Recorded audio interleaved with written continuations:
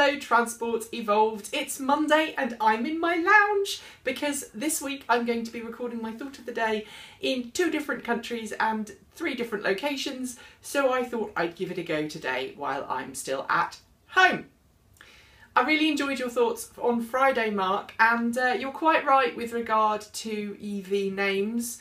After giving it some thought, I think you're right. Geeky names will only just confuse some people and alienate others, and the last thing we want is a name that is a bit of an embarrassment to the electric vehicle world in the end. Over-the-air updates. I was going to try and do this in one take and I just couldn't remember what we were going to talk about next. Over-the-air updates. So I'm really surprised, Mark, that you chose Valet Mode, because you don't come across as somebody who necessarily would use Valet Mode in parking. You like being in control of your own vehicle. And I know that Valet Mode is a feature that a lot of Model S owners have requested, so you're definitely not alone in that one. Regarding your idea of energy efficiency control, that's great until you come to a massive big hill, at which point your Model S slows down and gets slower and slower and you've got a line of cars behind you. So you'd have to have some kind of override.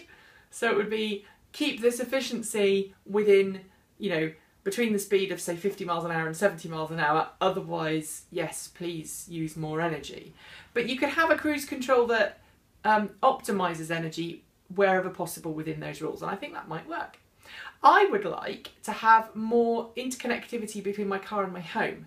I know you can get, you know, the home link system, so you can be outside and press a little button on your mirror and it will open your garage door for you. But I'm talking about having your house respond when your car gets within, say, 10 miles of your house. So, for example, in my case, it would be great if I'm coming over the bridge from Wales back into England to have my car ping my house and my house to put the kettle on for a cup of tea, or maybe turn the oven on for supper, or maybe turn on the lights so that when I pull in, the house is all ready to go, the heating's on, and I don't have to worry about anything. I'd love that feature, and I think Tesla could implement that really easily. I'd also like to see an integration of better voice control in the car. I'm thinking like Google Now or perhaps Cortana from Microsoft Windows 8.1. Siri for the Mac, I'm afraid Apple is rubbish. I wouldn't want that in my car, but I would like to have some contextual voice interaction between myself and my car. I suppose maybe I grew up with Knight Rider as a kid and I just want Kit. But one quick thing regarding the over-the-air update for the maps for Nissan Leaf, that one completely flew over my head. I had no idea that that was happening. Taxation, you say, might need to change because people don't understand that the higher the tax band, the more the car costs to run and the less environmentally friendly. Why don't we just move that onto the cost of the fuel? In most cases it's going to be petrol, so you just tax on to the person a higher fuel duty when they buy their petrol. And maybe there's a system that says, okay, you're buying an SUV, you're going to have to put more petrol in it, but we're going to tax you more than if you pull in a hybrid. I don't know if that would work, but I would like, as an EV driver, to pay road tax.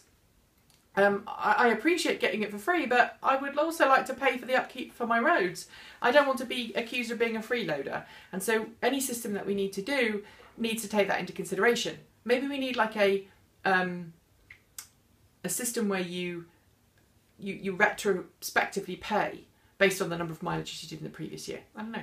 But what I'd like to talk to you about today, Mark, I would like to talk to you about range of EVs when we're selling it. I went up into the Black Mountains this weekend with my friend Adam, who's going to be my co-driver to Wave. We went up an 815-foot Black Mountain pass and we used a lot of power. And I thought we might run out. We didn't. We stopped. We filled up for about an hour at a lovely place with 32 amp Commando, and that was brilliant.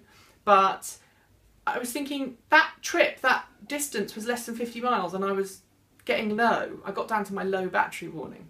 Shouldn't we start advertising EVs based on their worst case scenario mileage rather than their best case scenario mileage? Because I think people are going to be a lot happier if they buy a car thinking it can only do 80 miles and then discover it can do 130 than they would if they buy a car that claims it can do 120 and then they're stuck at 70. What do you think? I'd be interested to see what you think. I'll see you tomorrow. Have a great day, Mark. Bye, Mark. Bye, Transport Evolved. And I didn't do it in one take, but, you know.